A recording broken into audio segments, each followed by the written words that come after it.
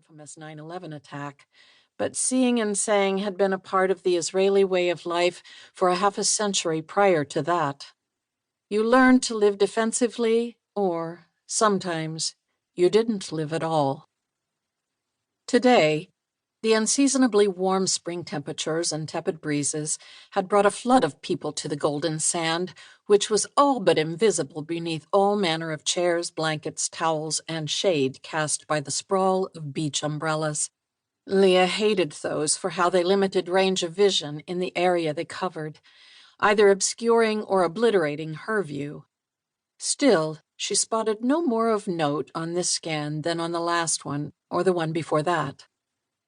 The lifeguard chairs were still manned by the same young men and women, one of Lia's prime concerns given that their height would make them formidable shooting platforms, from which any number of victims could be claimed by a decent marksman before some pistol-toting Israeli zeroed them in their sights.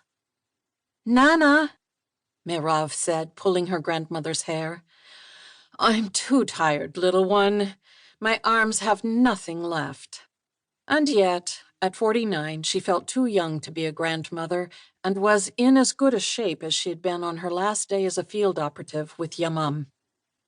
After her wound suffered in the Gaza raid ruled her out of future missions, they'd wanted to put her behind a desk, but Lia found coordinating missions from the group's secretive headquarters in the Ayalon Valley between Tel Aviv and Jerusalem far less fulfilling than leading them, and the process left her with a helpless feeling.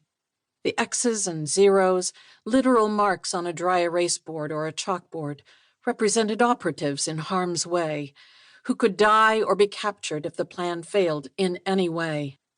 If she missed the slightest sign or signal, or neglected to consider some random factor, some of Israel's best and brightest would pay with their lives. In the field, she missed nothing. Working behind a desk to dispatch others there in her place, though, left her fearing she'd missed everything. When her request to return to active duty was summarily denied, Lia announced her retirement to become a full-time grandmother. "But you're so strong, Nana," Merav said, snuggling up against Lia's breast and letting her arms stray to the fleshy skin over her shoulder. "I found a hole." Lia felt her granddaughter's tiny finger pushing and pressing. "It's a scar." "What's a scar?" "What's left when a boo-boo heals." The little girl seemed to ponder that. "I have boo-boos, but I don't have scars." "Only bad boo-boos leave them, little one." Lia felt Merav press deeper into the scar. It felt like a tickle. "Was this a bad boo-boo, Nana?" Lia hugged her granddaughter tighter, thinking of that final mission in Gaza. "From a bullet."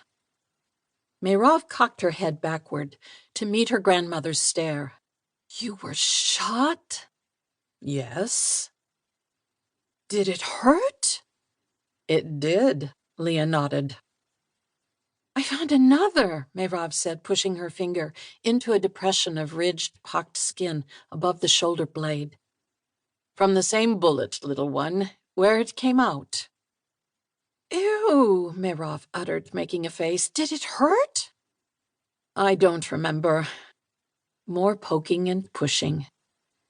"Who did it?" "I don't know. It could have been any number of people." "Did you hurt them back?" "Maybe," Lia said, honestly not knowing the answer. "I'm not sure."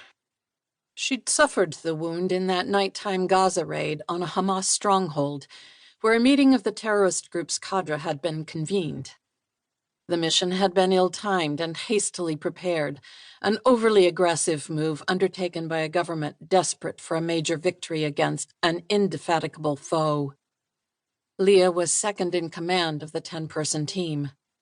Only 6 made it out alive, and she had dragged 2 of the bodies out herself, shot up shoulder and all. The democratic world in the West exulted in Israel's many successes in such missions, but seldom learned of failures like this.